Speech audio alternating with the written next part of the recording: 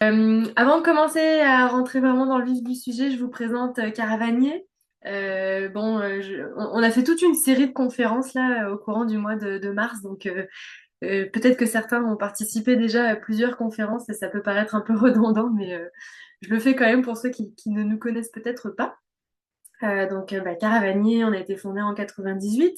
On est une petite équipe basée à Montréal, comme un petit camp de base à Montréal où on est à peu près 7, 8 spécialistes au bureau et guides également. Après, il n'y a pas que les spécialistes à qui vous parlez là, évidemment, il y a toute l'équipe marketing, opération logistique. Mais disons que à la vente, on est peut-être 5, 6 à vous parler directement. Puis en fait, on guide aussi la plupart de nos voyages, ce qui fait qu'on est vraiment dans le dans le cycle complet de production. On crée, on pense, on imagine les voyages, on les guide, on prépare nos voyageurs du début jusqu'au retour même. Et donc c'est toute l'idée justement de Caravanier, c'est d'avoir vraiment le contrôle sur nos itinéraires, puis de les laisser libre cours à nos envies, nos idées, les nouveautés, etc. Donc, comme je disais, Caravanier, fondé en 98, le but ultime, c'est de voyager, c'est de proposer des beaux voyages. C'est en tout cas, on espère vraiment à chaque fois avoir le moins, en tout cas, l'impact le plus positif possible sur nos voyages. Et c'est ce qui fait que, on mentionne justement notre slogan voyager et agir, parce que c'est bien beau de voyager, puis d'offrir des très beaux voyages. Mais il y a le volet agir qui est aussi très important dans nos valeurs, notre philosophie, dans la façon dont on pense et on imagine nos itinéraires. C'est que justement, on cherche toujours à s'améliorer, à faire mieux. On sait que voyager a un impact sur l'environnement, peut avoir aussi un impact évidemment sur en tout cas l'économie, sur les villages dans lesquels on passe. Et donc, ça a toujours été important pour nous de se questionner et d'essayer de faire les choses le mieux possible. Et même des voyages qui sont là depuis très longtemps, qui marchent très bien, on continue de se questionner continuellement à savoir si on fait toujours les choses correctement et s'il n'y a pas matière à s'améliorer. Ça fait vraiment partie de nos valeurs. On compense le crédit carbone de tous nos voyages depuis 2009. On fait partie aussi du 1% pour la planète, du collectif 1% pour la planète depuis 2018. Là, je vous détaille pas tant les actions qui sont mises en place grâce à ces organismes-là, mais chaque année, il y a des congrès annuels pour savoir exactement dans quels projets sont reversés tous les fonds qui ont été ramassés. 1% pour la planète, c'est souvent dans des causes environnementales et qui plus est en plus des causes qui touchent le Québec directement dans la protection d'environnement, entre autres la rivière Magpie, etc. Un solide bâtisseur, ça va venir également aussi parfois jouer dans des projets plus sociaux où on va aller justement subventionner des fours à énergie solaire au Kenya ou en Tanzanie, en l'occurrence, ou au Népal également. Donc, c'est ça, il y a plusieurs actions, mais on a une page sur notre site là qui détaille vraiment un petit peu plus ces différents organismes-là, donc ça vous donne une bonne idée. Et donc voilà, moi je me présente rapidement, Ophélie, donc ça fait 8 ans que je travaille chez Caravanier et je suis responsable de nos destinations en Afrique et en Himalaya, que j'ai la chance aussi de guider, et dont l'Afrique du Sud qui fait partie des destinations que en tout cas que j'ai eu la chance de guider dans les dernières années. C'est quand même un voyage relativement nouveau. Il a peut-être 2, 3 ans, 3 ans d'existence maintenant chez Caravanier. Et il y a un petit nouveau qui vient se joindre à la gang en Afrique du Sud. Et c'est un petit peu une exclusivité ce soir de vous le présenter parce qu'il est vraiment tout frais. Mais c'est la version Dolce Vita. Je vais vous présenter ça pas rapidement, mais je vais vous présenter ça aussi autour d'une carte là pour que vous puissiez visualiser un peu les deux. Et donc notre premier itinéraire, Drakensberg et les Autos, ça c'est notre voyage, disons, régulier, qui est un voyage de 20 jours soutenu. Et on a une version Dolce Vita, justement, s'il y a certaines personnes qui se questionnent soit sur leur niveau, qui recherchent peut-être quelque chose de plus modéré, ou sans camping, ou sans camping. La version Dolce Vita vient vraiment aussi un petit peu plus courte, vient répondre à ces envies-là. Donc, je vais pouvoir vous présenter en images ces deux beaux voyages. Hop, la carte. Donc, on y va. Là, je vous ai mis la grande carte pour que vous puissiez, parce que c'est grand l'Afrique du Sud, c'est vraiment très très grand, ça prend des vols internes si on veut aller parfois d'une région à une autre. Fait que nous, on a vraiment voulu se concentrer, puis essayer de limiter autant que possible nos déplacements dans nos itinéraires. Rien n'empêche à nos voyageurs de prendre le temps, et je le conseille forcément, de faire quelques extensions. Il y a des belles possibilités d'extension de safari, que ce soit à Kruger, du côté de Santa Lucia, il y a aussi des très beaux safaris. Il y a la ville du Cap qui est franchement magnifique. Je pense que c'est un de mes coups de cœur de n'importe quelle ville dans le monde là, que j'ai eu la chance de visiter jusqu'à présent. Je trouve il y a quelque chose d'unique qu'on retrouve à Cape Town. Donc, je peux que vous conseiller de prolonger quelques jours si vous avez le temps, l'envie. Mais on les intègre pas systématiquement dans nos itinéraires. Par contre, on a quand même une belle connaissance là. On a offert quelques extensions Safari. Je vous en parlerai à la fin de la conférence, mais des possibilités, ça vaut la peine. La raison pour laquelle, et donc notre voyage finalement va se concentrer autour de Johannesburg, ça va être notre point d'arrivée et de départ. Et ensuite, on va tout de suite filer en direction des montagnes. On va avoir donc le Lesotho. Là, ma petite étoile est pas bien mise, mais disons qu'on est un peu plus au sud du Lesotho, qui va être notre première partie de voyage. Et ensuite, on va aller dans les montagnes du Drakensberg, ici, avant de revenir donc à Johannesburg. Donc nous, on se concentre dans cette région-là. Pourquoi avoir choisi de rester là? L'idée initiale, c'était vraiment d'offrir un voyage de randonnée, de trek, et c'est vraiment là que se concentrent les montagnes, là, dans la géographie de l'Afrique du Sud. Mais il y a toute la côte qui est quand même très importante, puis qui offre quand même de belles choses. Après, il y a tout un secteur qui est plus aride, désertique, et les montagnes, finalement, elles se concentrent pas mal, toutes à cet endroit-là. Donc, ça valait vraiment la peine de prendre plus le temps de découvrir. Puis, il y a énormément de très beaux parcs nationaux. Et donc, voici la raison. Je pense que j'ai une autre petite carte après qui vous zoome un petit peu plus. Donc, Johannesburg ici. J'aime bien parler en étapes ou en chapitres dans ce genre de voyage parce que je trouve que il y a vraiment énormément de contrastes. Puis en ayant ajouté le Lesotho à notre itinéraire, ça rajoute justement beaucoup de contrastes et en tout cas d'ambiance au voyage. Donc je vous parle plus en chapitres.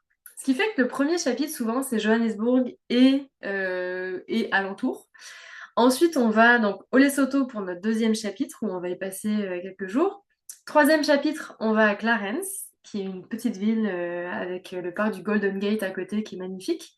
Et on va terminer, quatrième chapitre, dans les Drakensberg pour notre trek. Avant de, bon, à la toute fin, reprendre la route en direction Johannesburg pour terminer.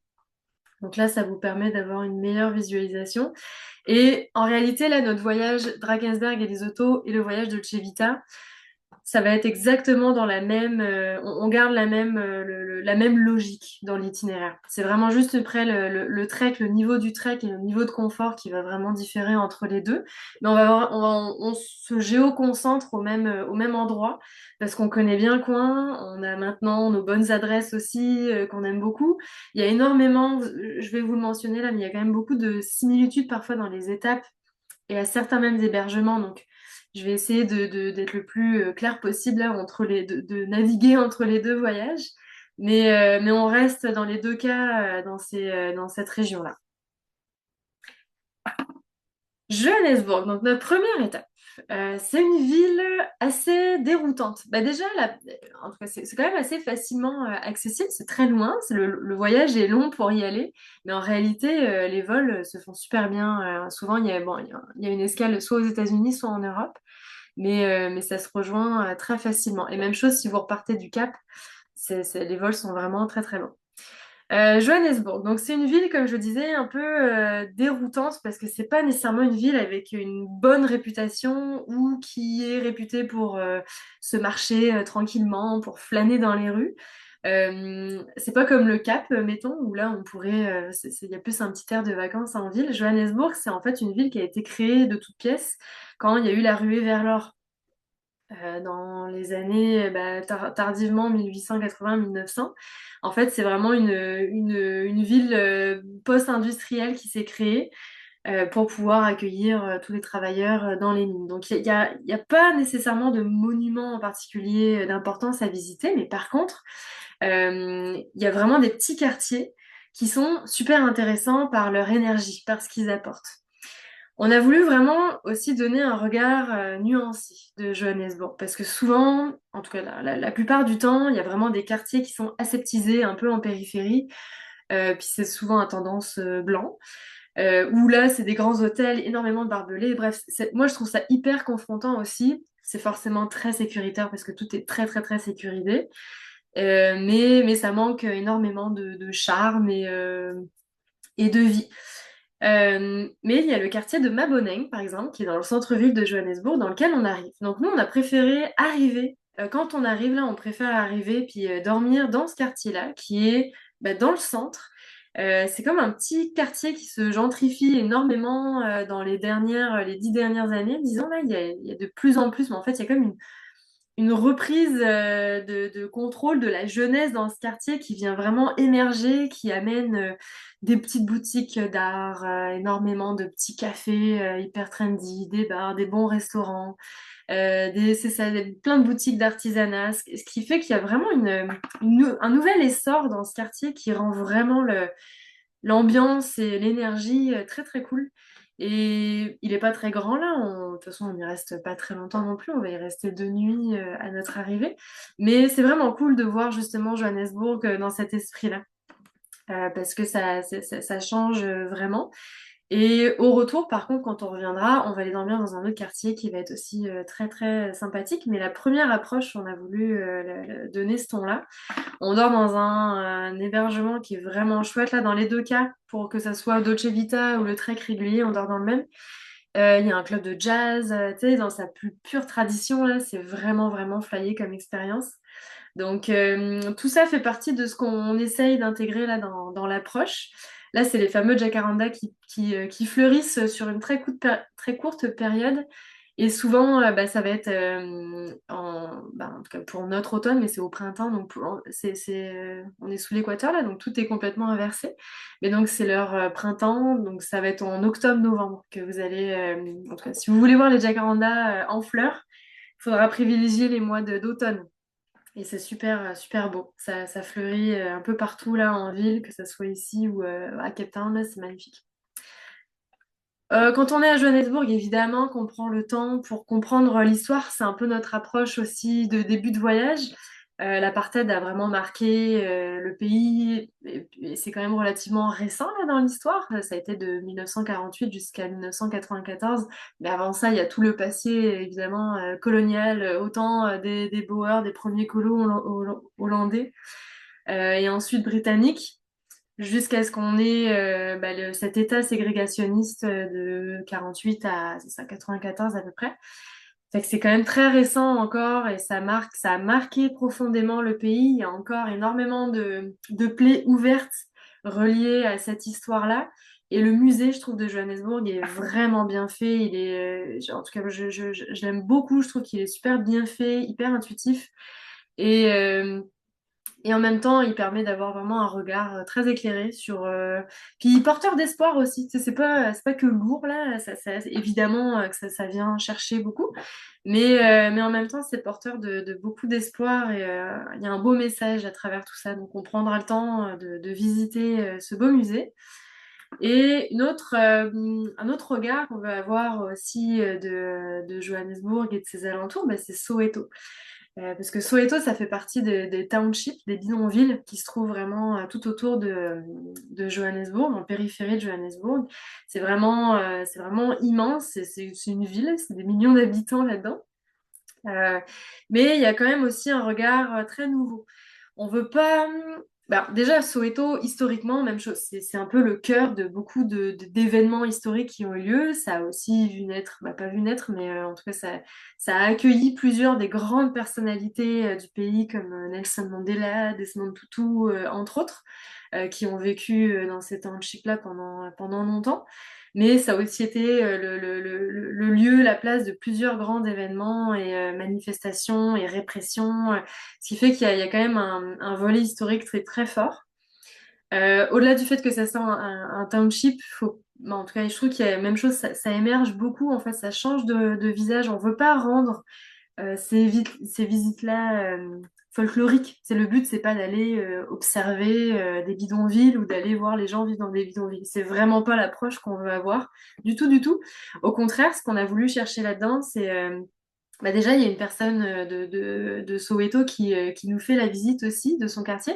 Puis les 2 dernières années où on y est allé, c'était vraiment un jeune qui était hyper dynamique, puis qui avait tellement l'envie de montrer toutes les avancées, toutes les évolutions qui se créent, toutes les initiatives même qui peuvent se créer au sein même de ce township-là.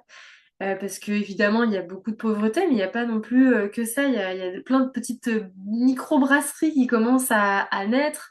Il y a des initiatives aussi reliées à l'environnement et à la gestion de déchets qui a été, bah, mais qui a été beaucoup un enjeu. Et il y a énormément de choses qui se mettent en place. Donc, l'idée, c'est vraiment d'avoir ce regard-là aussi de cette jeunesse qui essaye de reprendre le contrôle et la main bah, sur leur quartier.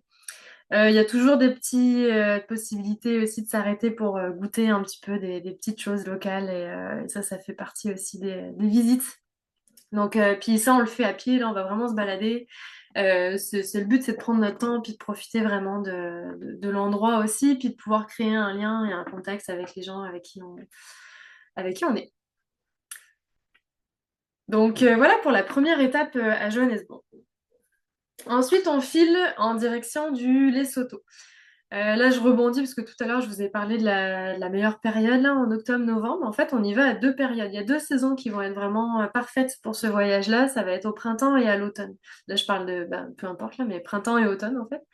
Donc, on aura toujours des départs en avril-mai et ensuite en octobre-novembre. Ça va être les deux très belles périodes.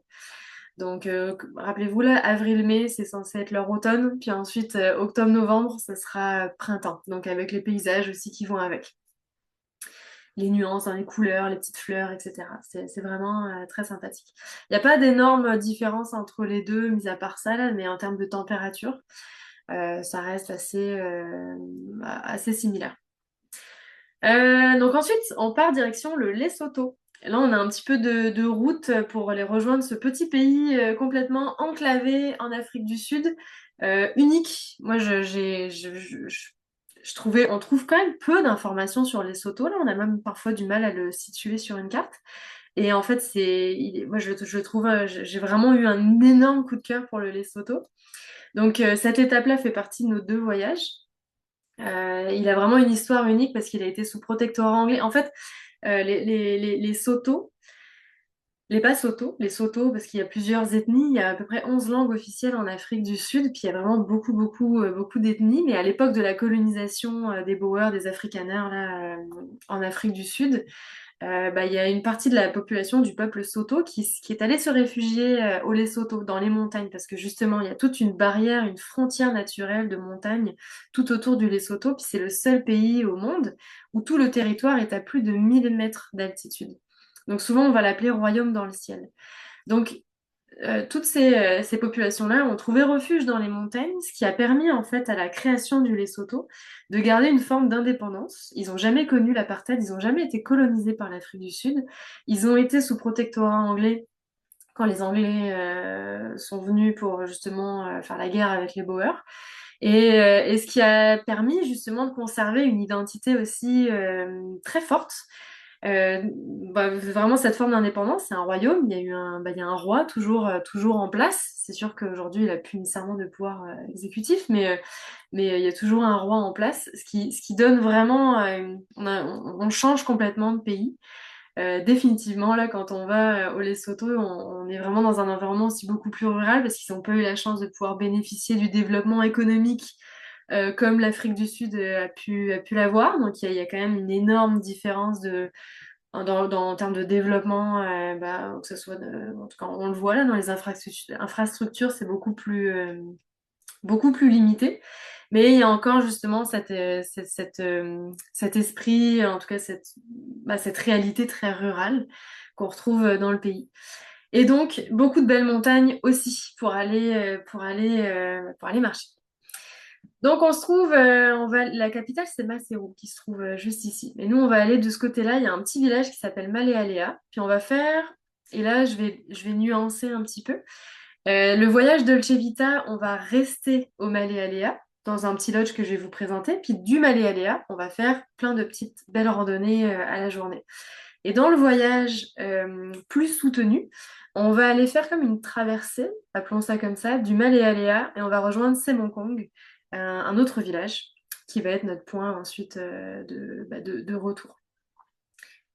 Alors, donc notre point d'arrivée, c'est Maléaléa, c'est ici. C'est vraiment un petit écolodge c'est un tout petit village. Là, on est vraiment au bout d'une route de terre, un tout petit village qui a été initié ici. Et ils ont vraiment une très belle implication avec justement l'école. Il y a un orphelinat, il y a une école, bref.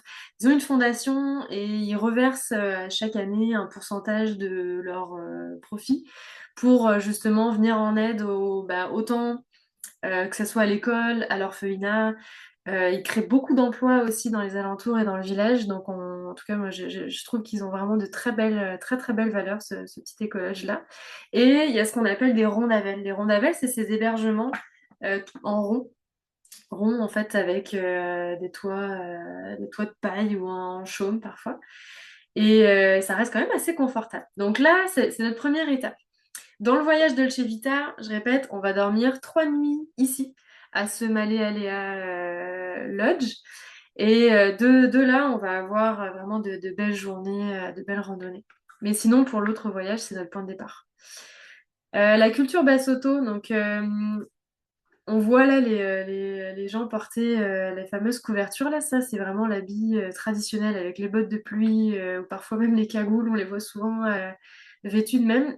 Il y a les courses équestres. C'est un pays, euh, en tout cas, c'est avant tout des cavaliers. En fait, ils se déplacent à cheval. Il y a quasiment, en tout cas pendant longtemps, mais même encore aujourd'hui, ils se déplacent énormément à cheval de village en village. Et un des pôles importants aussi de leur culture, c'est les courses hippiques, les courses équestres. En fait, en général, ça se donne plutôt l'été, parce que c'est souvent pour des grands événements en période très sèche ou justement à l'anniversaire du roi, etc. Bref, ils font des grandes courses comme ça. Et pour eux, ça leur permet d'avoir quand même un certain revenu supplémentaire, parce qu'ils parient sur les cavaliers. Nous, en fait, au Maléaléa, on a réussi à chaque année à organiser, à subventionner finalement une course qu'on peut justement venir.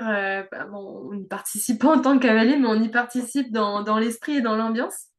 Donc à chaque fois, ça a été un superbe événement parce que il y a vraiment beaucoup de monde du coin, des villages voisins. Il y en a qui faisaient plusieurs heures de marche pour pouvoir venir assister à cette course-là. Et il y avait une ferveur qui était assez hallucinante. Donc ça fait vraiment partie des événements auxquels on tient beaucoup et qu'on trouve que c'est vraiment chouette de pouvoir intégrer à notre arrivée quand on est comme première immersion en tout cas au Lesotho.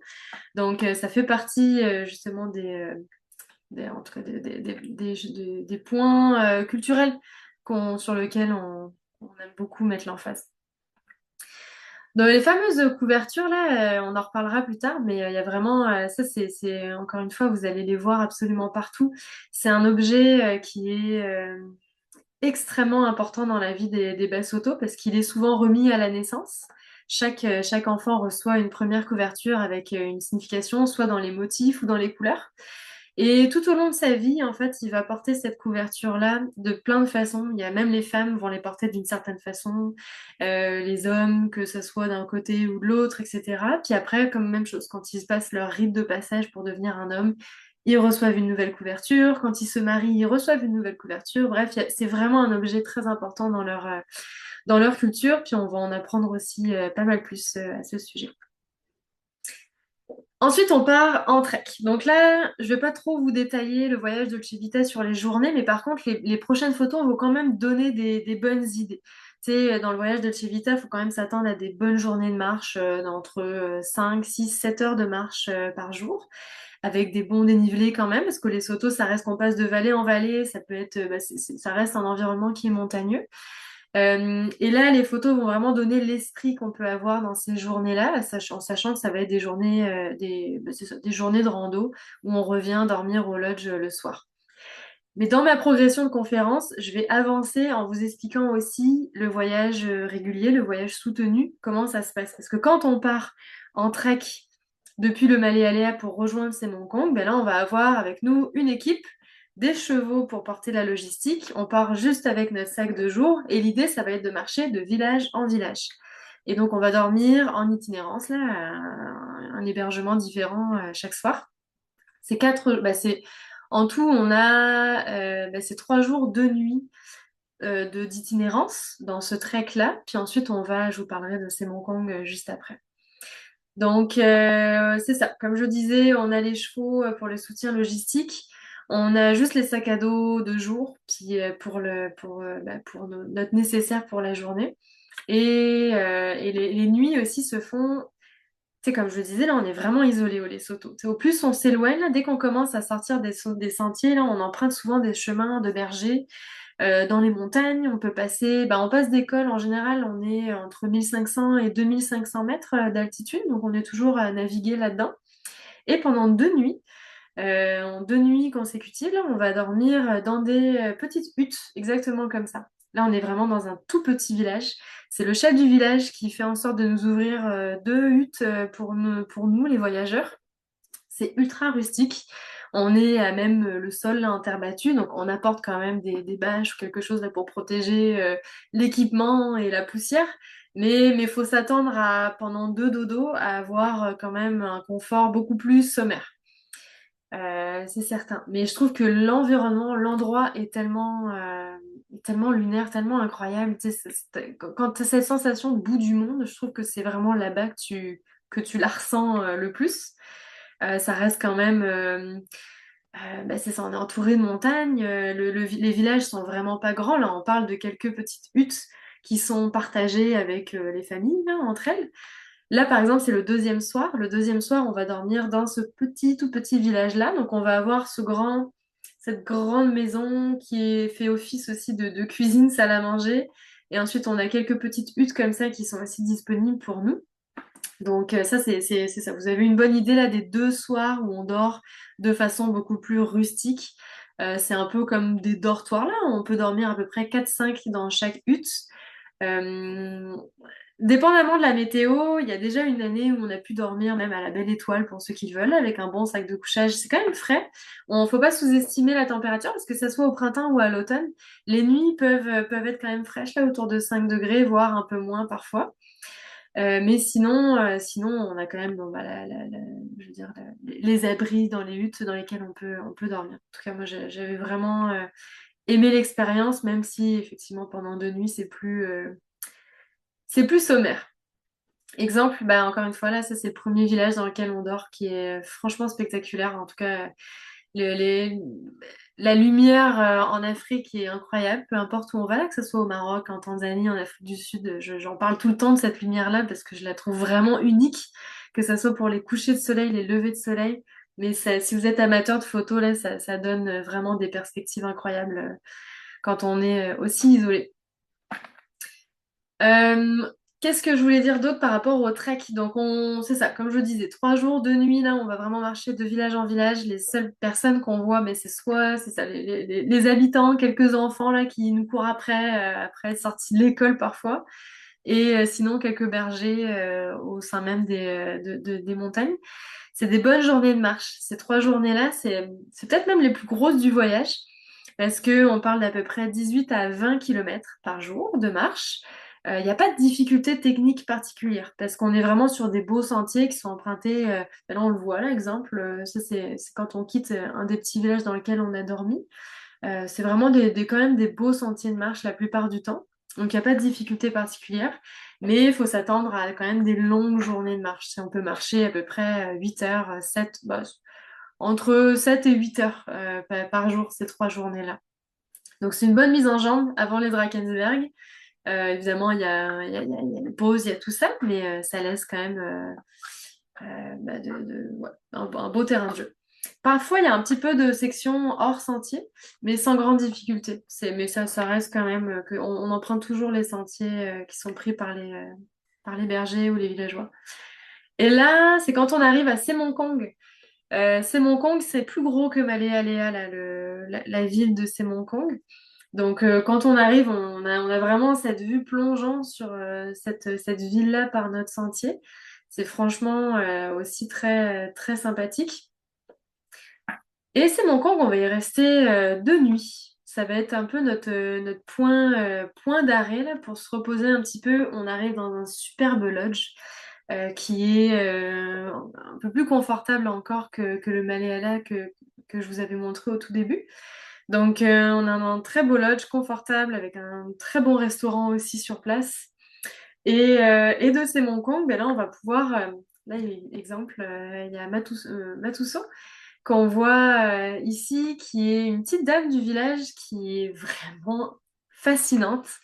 Elle nous raconte un peu les histoires, toute l'histoire à travers justement les fameuses couvertes Basotho. Et évidemment, il y a tout un pan de l'histoire qu'elle nous dévoile aussi, donc on adore aller la visiter. Et elle fait clairement partie intégrante de cette étape à Semonkong. Quand on est à Semonkong, il y a aussi des belles randonnées qu'on va faire justement sur une journée là, pour aller voir la chute Maletsunyane, qui est spectaculaire. Bon, on la voit juste ici là, c'est vraiment comme un grand fer à cheval là, puis il y a une très belle randonnée autant sur les hauteurs que au pied de la chute si on le souhaite tout en passant par des villages aux alentours. Bref, ça nous laisse une très belle perspective. Pour les plus aventureux, il y aura la possibilité de descendre cette chute-là en rappel. On l'a fait les 2 fois, les 2 années consécutives. Il y a plusieurs personnes, si ce n'est pas parfois le groupe complet, qui a voulu se lancer ce défi-là. C'est vraiment incroyable parce que la chute fait plus de 200 mètres, je pense. Elle fait 204 mètres de haut. Elle a été inscrite au Guinness Book des records là, de la chute en rappel, en tout cas une des plus hautes en Afrique. Et elle est, en tout cas, c'est toute une expérience. C'est super sécuritaire là, c'est vraiment très bien fait là. J'étais avec mon collègue François-Xavier qui est instructeur en escalade puis qui a pu tout vérifier puis qui a testé vraiment que tout était ultra sécuritaire là. Il y avait des doubles sécurités même en tout cas dans tout leur système. Et qu'est-ce que je voulais dire? Ça reste que c'est quand même une expérience. En tout cas, ça donne un bon coup d'adrénaline là, de pouvoir descendre cette chute-là de cette façon. Il y a aussi en tout cas au lodge à Semonkong, ils ont même une paroi d'entraînement. Si on veut s'essayer pour voir un petit peu, pour comprendre le mécanisme, etc. Il y a toujours, en tout cas pour les volontaires, cette possibilité de s'entraîner un petit peu avant, puis après on se lance. Et on a vraiment le son de la chute dans les oreilles. Quand on arrive en bas, on se fait ramasser par l'eau. Bref, c'est quand même une expérience en soi, mais ouais, c'est vraiment sympa. Et c'est ce qui conclut finalement bah, notre séjour au Lesotho. Après ça, direction la ville de Clarence pour notre troisième étape. Donc la portion Lesotho, ensuite Clarence. Clarence, on y va aussi dans les 2 voyages, que ça soit pour le voyage de Chivita ou le voyage soutenu. On va dans ce petit bastion afrikaner qui est, comment dire, tu sais, c'est comme un petit village qui a gardé vraiment une sorte d'ambiance un peu grano, disons ça comme ça, là, avec pareil, des galeries d'art. Il y a plein de petits cafés, il y a plein de petites boutiques de produits naturels, des très bonnes microbrasseries, des très bons restaurants aussi. Moi, ce que j'adore dans ce voyage, c'est que autant dans le voyage régulier, mais évidemment dans le voyage Dolce Vita, encore plus l'accent est mis là, mais dans le voyage même soutenu, c'est un beau mix entre justement le volet rural, le volet de la simplicité volontaire qu'on amène aussi, parce que c'est sûr que quand on est en autonomie, bon ben c'est de la bouffe de camping, même si on est en manque de rien là, on arrive quand même à acheminer tout ce qu'on veut là pour s'occuper de la nourriture, mais tu sais, on est dans une simplicité volontaire, mais par contre, quand on est en ville, il y a vraiment des très bonnes tables en Afrique du Sud. On mange bien, il y a des très très bons vins. Ce qui fait qu'entre chaque étape de voyage, on arrive toujours à avoir des moments justement plus épicuriens pour les amateurs justement de gastronomie et plus de confort aussi. On dort dans un super petite une maison d'hôte, appelons ça comme ça. Là, c'est une maison d'hôte très sympathique au pied des montagnes. Et même chose, on est on est super bien reçus. C'est des petites structures. Il y a peut-être, c'est à peu près 7 8 chambres maximum. Donc souvent, il n'y a juste que nous dans cet hébergement-là. C'est le même hébergement pour les deux voyages. Et on va y rester 2 nuits. Ça va nous permettre vraiment de nous déposer aussi, de faire notre transition et de profiter du Golden Gate, qui est le parc national qui est vraiment juste à côté de Clarence et qui va nous offrir aussi une belle journée de randonnée pour pouvoir compléter un petit peu notre immersion dans cette région-là. Le parc du Golden Gate, il est vraiment différent, géologiquement parlant, là, de tout le reste qu'on va voir. On est dans des montagnes plus de grès. C'est vraiment, vraiment complètement différent là, les randos qu'on peut avoir dans ce parc-là. Il y a plein d'options aussi de randonnée. Donc, en fonction des envies du jour, du niveau de fatigue ou de motivation de chacun, on est vraiment capable d'adapter aussi nos journées de randonnée cette journée-là. Si certains veulent juste se reposer, faire un petit peu de magasinage ou juste chiller à Clarence, c'est possible aussi. Mais sinon, en tout cas, le parc du Golden Gate est vraiment, vraiment très très chouette. Hop, là j'avais d'autres photos. Puis ça offre vraiment quand même un beau panorama aussi. C'est beaucoup plus vallonné, c'est ça. C'est un peu escarpé, Oups, je suis déjà là. Donc, là, je le vois ici, là, tu vois. Donc, Clarence et parc du Golden Gate, on n'est pas loin. Ensuite, j'arrive pour la portion Drakensberg. Donc là, on reprend notre petit bout de route, puis on va aller rejoindre ici Caverne, qui est notre point de départ, dans le parc du Royal Natal. Et là, je vais juste essayer de me structurer. Je vais surtout vous détailler là le voyage qui est soutenu. Et à la toute fin, je vous ferai le twist pour le Dolce Vita. Je pense que ça sera moins mêlant comme ça. Donc là, j'y vais en considérant que c'est le voyage soutenu, puis je vous parle des étapes au complet. Et à la fin, Dolce Vita. On va faire ça. Donc, pour notre voyage dans les Drakensberg, ça va être un trek de 7 jours de marche. On va commencer en fait dans le Royal Natal plutôt que de commencer vraiment à Sentinelle. On commence un petit peu plus haut parce qu'on trouve que dans ce coin-là, c'est quand même super sympathique. Que ça ajoute aussi une grande diversité de paysages qu'on ne retrouve pas nécessairement quand on va être au top là dans les Drakensberg. Et ensuite, là, on voit un petit peu notre itinéraire où on va descendre progressivement, descendre. En fait, on va être sur un plateau et on va longer. En fait, on est toujours un pied au Lesotho et un pied en Afrique du Sud. Parce que les Drakensberg, en fait, sont vraiment la frontière naturelle entre l'Afrique du Sud et le Lesotho. Alors, c'est complètement. On est tout le temps d'un bord et de l'autre. Pendant l'itinéraire, là, je pense même que parfois on est plus au Lesotho que. Parce qu'il y a toujours plein de chemins différents. Là, on n'emprunte jamais les mêmes sentiers. Mais c'est fort probable qu'on soit même parfois un peu plus au Lesotho qu'au Drakensberg quand on regarde vraiment la limite de la frontière quand on est en montagne. C'est pas du tout habité là quand on est dans ce massif de montagne-là. Par contre, ça peut être. Euh, en fait, on peut souvent croiser des bergers. C'est vraiment la présence humaine qu'on va retrouver, c'est des bergers qui transhument, qui passent justement entre le Lesotho et l'Afrique du Sud. C'est pas mal les seules personnes qu'on va y croiser parce que sinon, c'est pas un massif qui va être habité. Et là, on va être en camping tout le long. Mais avant ça, donc le parc du Royal Natal. C'est très verdoyant. Là, on est dans des vallées, on est quand même dans des belles vallées. Il y a la fameuse fleur plante Protea, là, qui est l'emblème d'Afrique du Sud, puis qu'on retrouve aussi beaucoup plus au printemps aussi pour la floraison. Et en tout cas, qu'on voit assez régulièrement quand on est un petit peu plus bas en altitude. Le Royal Natal, ça c'est un parc qu'on a justement dans les deux treks. Donc, comme on le voit là, on a une belle journée où on part de caverne, de caverne hôtel en fait, c'est l'hôtel resort là qui s'appelle comme ça. Et on va monter progressivement par une superbe crête pour aller rejoindre un lodge de montagne. Puis là, on le voit un petit peu, mais c'est vraiment des petits sentiers comme ça là. Moi, ce trek-là, je le trouve très, très aérien, très, mais jamais, c'est pour les personnes qui sont sensibles aux hauteurs. Il y a peut-être quelques mini passages là où on y va un peu plus mollo. Il y a une équipe, de toute façon, on est tous là pour pouvoir donner un coup de main s'il y a des personnes qui sont moins confortables. Mais en réalité, les sentiers sont quand même beaucoup plus larges que ce que ça n'y paraît. Tu n'en es jamais non plus au bord d'un précipice. Donc c'est quand même beaucoup plus large. Il n'y a rien de dangereux là, mais c'est juste que c'est aérien. C'est dans le sens où il y a toujours beaucoup de vues, c'est très ouvert. Il y a toujours des panoramas à 360 sur l'itinéraire et c'est ça, je trouve, qui est vraiment impressionnant. La particularité du parc aussi, c'est qu'on a toujours le pied entre deux États. Il y a le KwaZulu-Natal d'un côté et l'État libre d'Orange, le Free State, de l'autre. Donc on navigue toujours aussi c'est la limite entre deux États qu'on retrouve dans la région.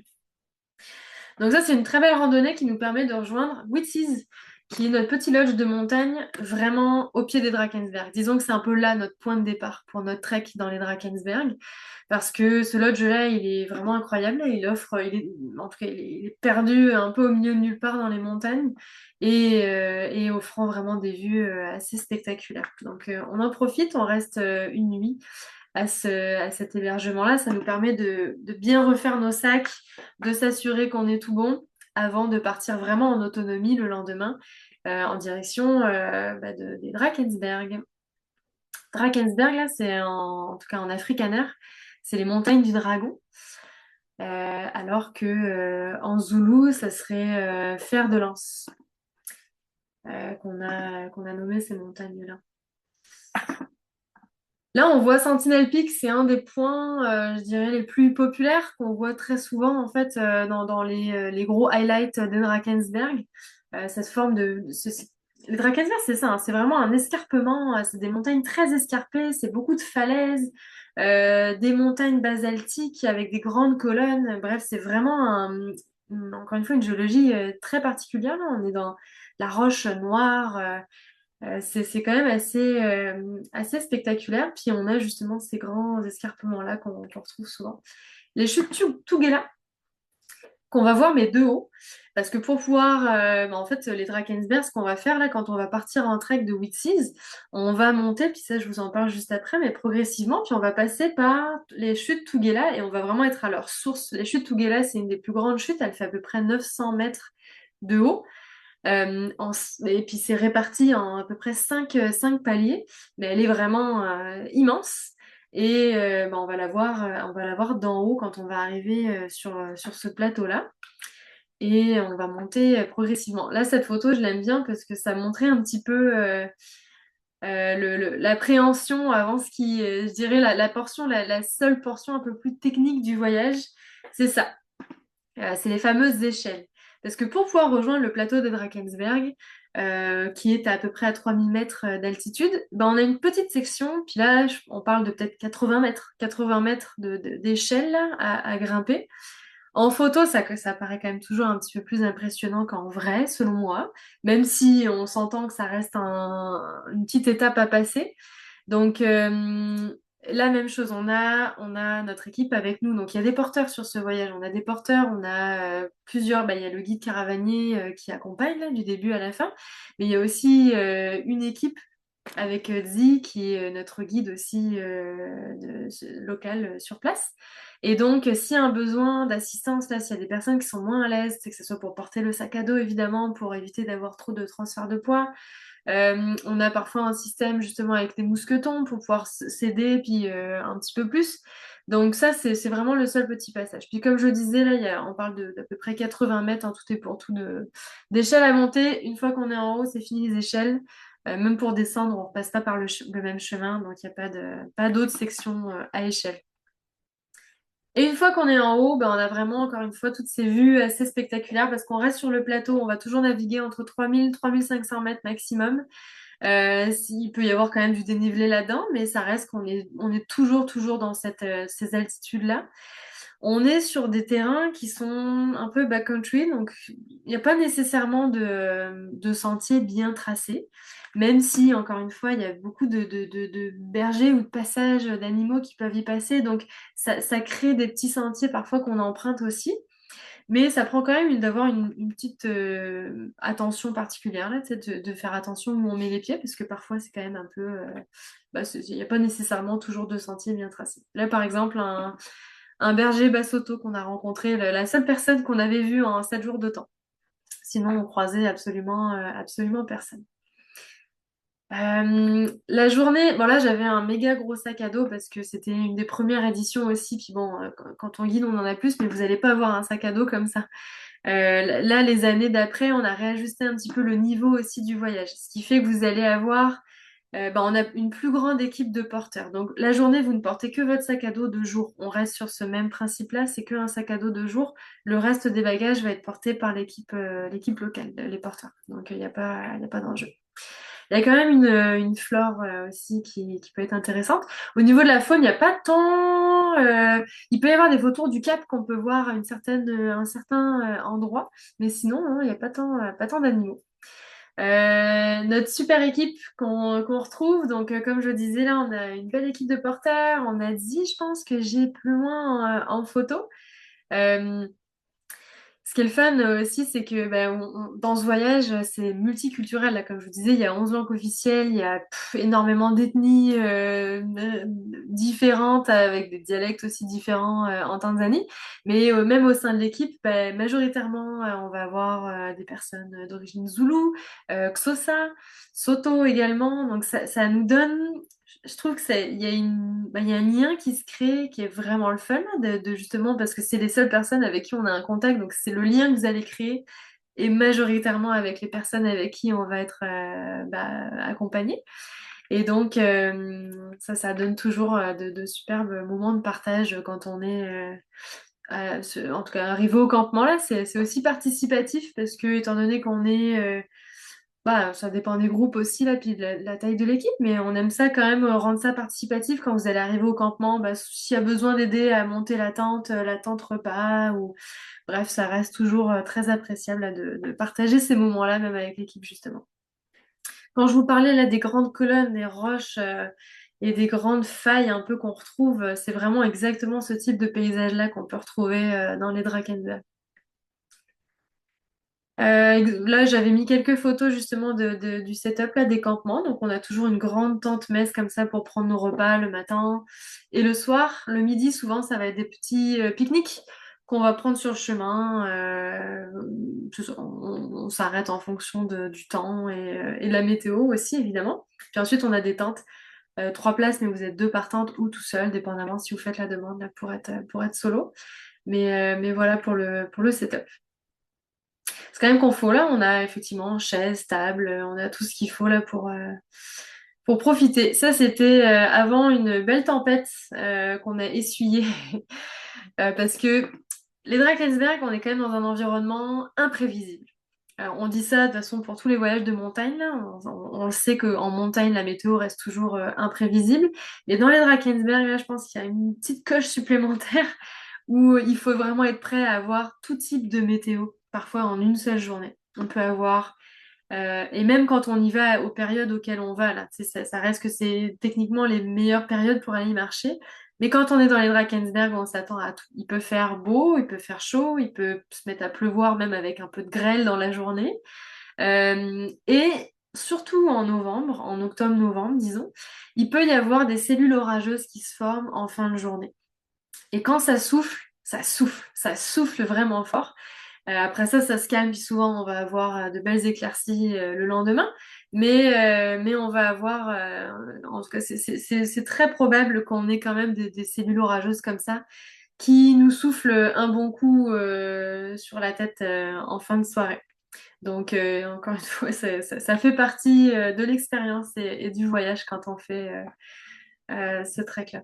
Mais ça reste quand même, en tout cas, je trouve très confortable. Moi, j'aime ça là parce qu'on a une totale liberté aussi de nos campements.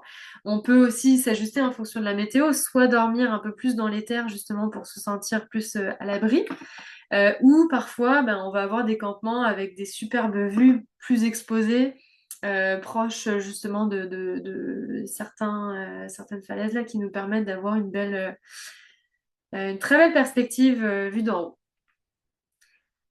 Et donc après ces 6 journées de marche, on va descendre progressivement. On va avoir à peu près 2 journées, une journée et demie, une bonne journée et demie, 2 jours là de descente. Et la descente est tout aussi spectaculaire. Moi, je trouve qu'elle est incroyable parce qu'on change complètement encore d'environnement. On a ces petits sentiers qui serpentent là dans les montagnes. C'est vraiment des très très belles journées de marche aussi auxquelles s'attendre. Puis notre dernier campement, comme celui-là, bah, il nous permet d'avoir une très belle vue sur de là où on était les jours précédents. Encore une fois, on est tout seul. C'est quand même peu fréquenté là, les Drakensberg. Il y a quand même peu de monde. Il y a beaucoup de monde il y a beaucoup de monde. En général, les gens qui y vont sont plus parfois des gens en solo qui y vont en totale autonomie là, sans équipe locale. Et encore une fois, c'est quand même assez rare parce qu'il faut savoir se repérer dans ces montagnes-là. Mais c'est pas mal les récits qu'on avait. Mais sinon, d'autres groupes, c'est quand même très très peu fréquenté comme endroit. Entre nous, toutes les fois où on est allé, on n'a croisé absolument personne. On était toujours, toujours tout seul. Alors, quelques photos justement en fin de parcours avec la belle vue sur les montagnes et qu'on a eu la chance de traverser. Et notre superbe équipe aussi, ouais, qu'on aime vraiment beaucoup, beaucoup. On termine, bah, c'est ça. Donc, on est arrivé par Sentinel Peak, puis on termine à Cathedral Peak. Ça, c'est vraiment notre point de sortie. La variante Dolce Vita maintenant. Pour vous resituer un petit peu, je vous parlais de caverne, du caverne hôtel au tout début, là, quand on partait. Bah, ça va être aussi notre point de départ pour le Dolce Vita. Sauf que là, on va y dormir une nuit. C'est un superbe petit lodge. On va dormir ici une nuit, puis ça va nous permettre de faire aussi une très très jolie randonnée dans le coin. Et ensuite, on va aller rejoindre par la même crête le lodge de Whitseas, dont je vous parlais au tout début. Donc on va monter progressivement, on va avoir justement ces vues très aériennes. Quand on est sur la crête là, entre le KwaZulu et le Free State, on est même chose toujours entre les deux. Et ensuite on va descendre, complètement redescendre pour aller rejoindre Tendele, qui est plus bas dans les terres, mais qui va nous permettre d'avoir une autre perspective aussi des Drakensberg. Et là on va y rester 2 nuits. Puis avec ces 2 nuits-là, on va pouvoir aller voir la chute Tugela, mais sous un autre angle, avant de repartir. Donc ça va être 4 jours. Ben, là j'ai marqué 3 nuits, mais en fait c'est 1, 2, 3, 4. C'est 4 nuits. Bon, le petit mini coquille là, mais c'est 4 nuits en tout qu'on va faire dans cet itinéraire-là. Ce qui est vraiment le fun aussi dans cet itinéraire-là, c'est que c'est vraiment quelque chose qui se fait absolument pas. Moi, quand j'ai parlé pour développer de ça, cet itinéraire-là avec mon équipe, il me disait que cette section-là était absolument pas, en tout cas, était vraiment pas développée. Donc, ça prend même ils vont missionner une équipe de repérage là pour pouvoir aller débroussailler un petit peu ce sentier-là parce qu'il existe, on sait qu'il existe, mais il est tellement peu fréquenté qu'il est même pas ouvert vraiment. Donc, c'est quand même très chouette de savoir qu'on va avoir un itinéraire assez unique. Et en même temps, il va nous permettre d'avoir, je trouve, une très belle diversité, autant dans les perspectives, parce qu'on va avoir autant une perspective vue d'en haut que vue d'en bas, et puis des hébergements toujours très confort. Ça, c'est le fameux Whitseas, le bel hébergement en montagne, là, quand on va avoir monté dans le Royal Natal, bah, on va aller dormir dans ces petites auberges-là. Bah, c'est pas un auberge, là, c'est plus petit hôtel. Et bon, bah, comme vous le voyez là, c'est très confortable. C'est la Dolce Vita. On a des bonnes journées de marche la journée, mais l'idée c'est qu'on ait le confort, une bonne douche le soir, un bon restaurant également qui nous attend. Les randonnées, justement, quand on est sur les crêtes, ça ressemble beaucoup, beaucoup à ces randonnées-là. Et progressivement, donc on va redescendre pour aller rejoindre Tendele, là où je vous parlais, Tendele. Et de Tendele, là, il y a la fameuse photo de l'amphithéâtre, qui est quand même, encore une fois, une des plus grandes images, je pense, qu'on peut avoir, visualisation des Drakensberg. Et bien, justement, on va dormir à Tendele. Je m'excuse pour l'image, elle n'est pas de super bonne qualité, mais bon. Mais dans ces petits hébergements-là où on va passer 2 nuits, justement, avec la vue des Drakensberg complète, de l'amphithéâtre, qui est vraiment emblématique.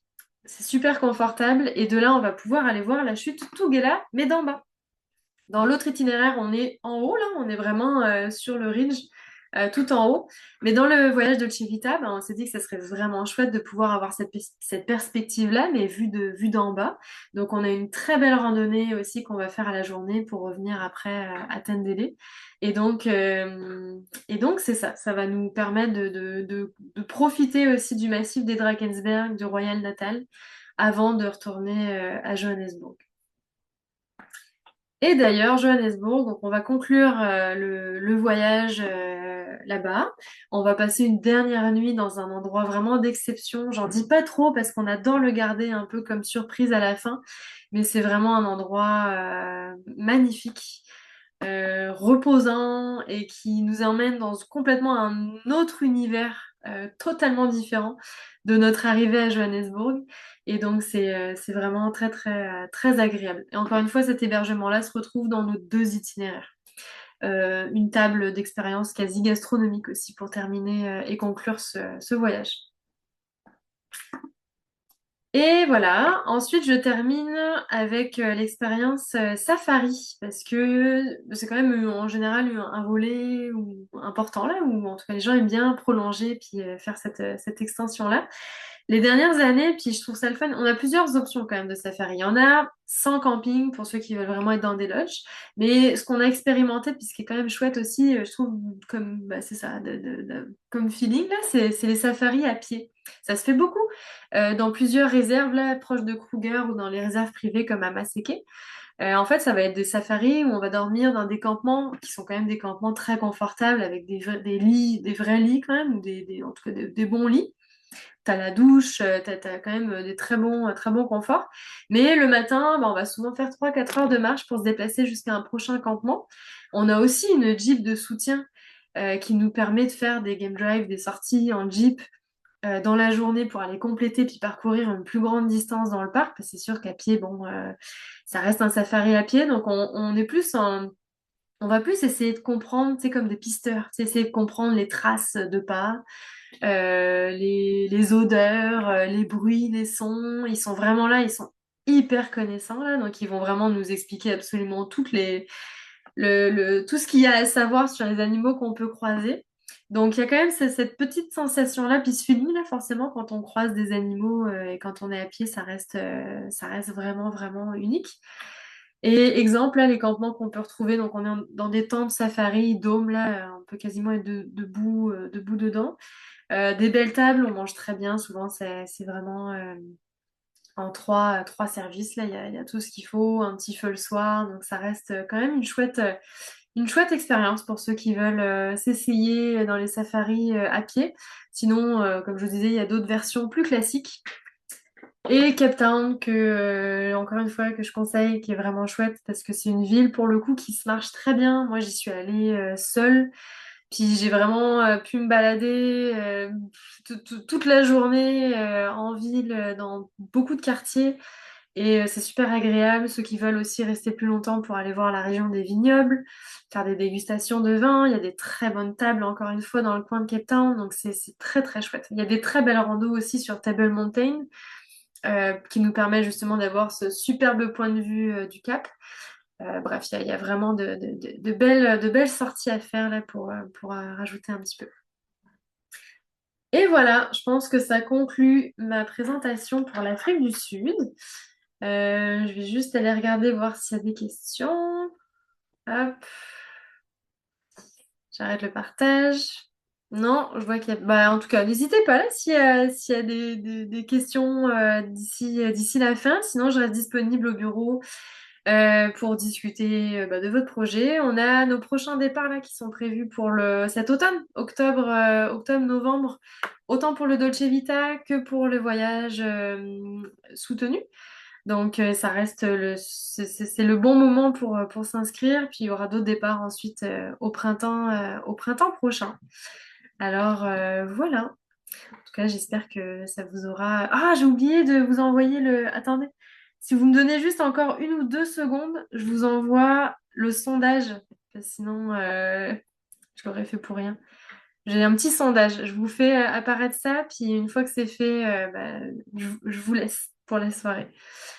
Donc, bah, merci à vous pour votre présence. Ça a été, en tout cas, merci. Puis, encore une fois, s'il y a quoi que ce soit, n'hésitez pas.